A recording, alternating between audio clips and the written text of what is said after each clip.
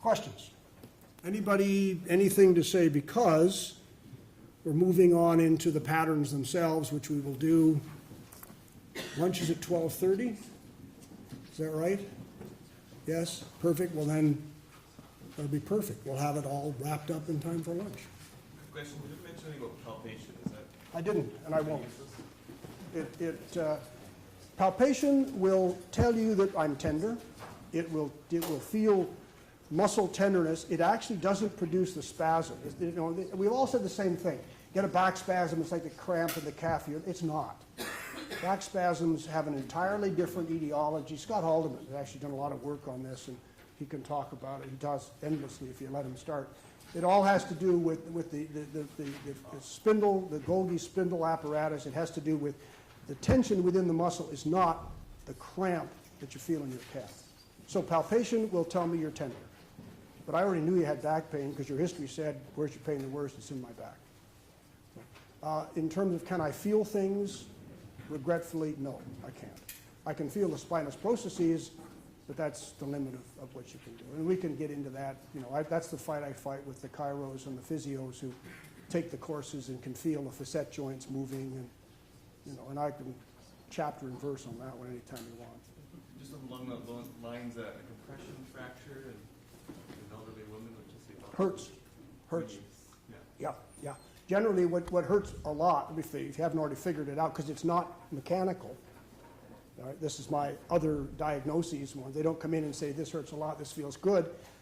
You don't touch them, you kind of bump them, but not hard, and they'll let you know. Yeah, and so will the infections, so will the disease, so will a lot of others.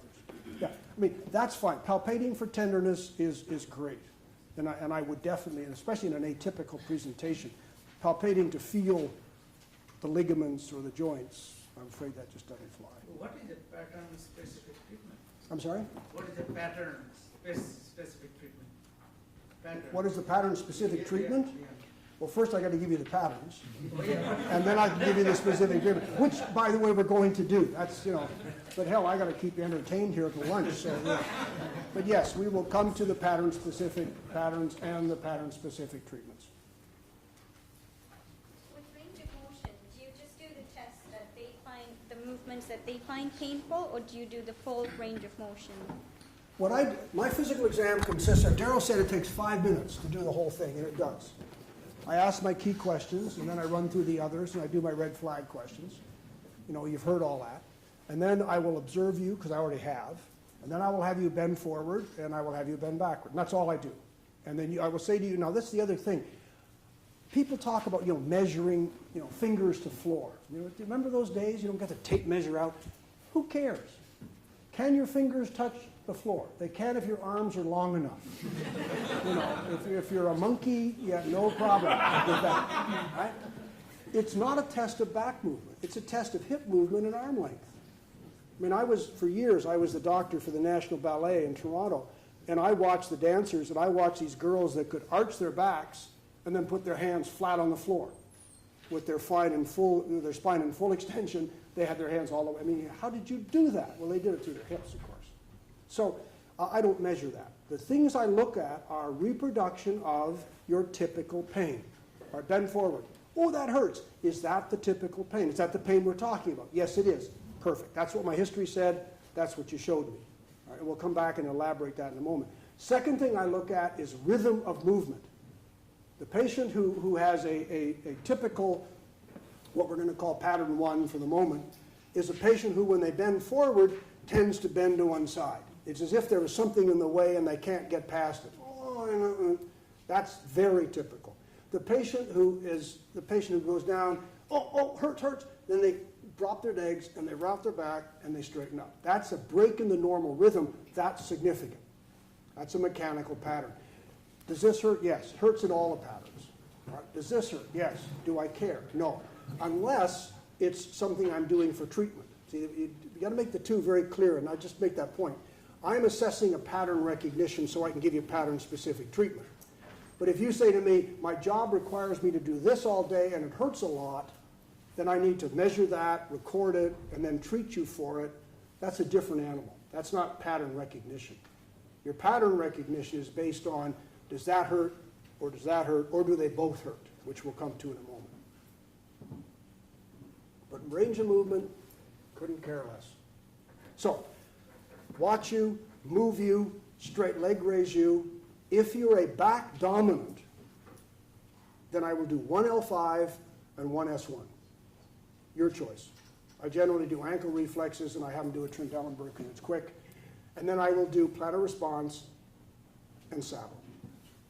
Physical exam's done. All right. If you're a leg dominant, observe, move, straight leg raise, and all the L5s and all the S1s, because it's a root thing. And your plantar and your saddle. Takes a bit longer, but that isn't the majority. The majority are back dominant. And your point of earlier, it's not back only, it's back dominant. My pain is bad. When it gets really bad, it runs down my leg. One of the other things, I'll come back to, I'll tell you now and then I'll skip it when I come to it again.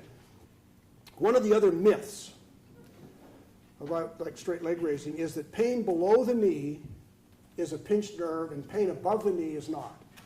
And that is not true. Not true. The patient who has back dominant pain on a bad day will have pain, can have pain radiating all the way to the foot. No question about it. And when my pain's really bad, my whole right leg starts to ache. Where's your pain the worst? Well, it's worse here. But when it's bad, boy, it goes all the way down, which is why the question, where do you hurt, is irrelevant. So this business of if it's above the knee is not the point. The differentiation between the two, by the way, is the gluteal fold, the bottom of your bum. Buttock pain is back pain. It responds as back pain, it's treated as back pain. Thigh pain, calf pain, foot pain, dominant is leg pain. So that's the cutoff line. It's not your knee. Your knee it's a bum wrap. History takes precedence. The back patterns are mutually exclusive. And we'll come to this when we talk about the patterns. You can't have more than one pattern of back pain. Each pattern has its own pattern-specific treatment. Gee, I'm glad you mentioned that, because that's exactly right. And because the patterns are exclusive, there will be only one pattern of treatment for each pattern. We'll come to that and make that very clear. The leg-dominant patterns can coexist. As you'll see in a moment, it's quite possible to have both the leg patterns. It's only 4, 2 back, 2 leg. You can have both leg patterns at the same time. The leg pain generally takes precedence over the back pain. And we're going to discuss this when we look at that case study tomorrow. That's an interesting case study because of the history as it's given. But in general, leg pain indicates potential root involvement. And therefore, it's potentially more significant than back dominant, which is pure mechanics, the sore thing. So if I have to choose between the two, I'll focus my attention on the leg pain. And then finally, don't get suckered into the psycho stuff until you've dealt with the mechanics.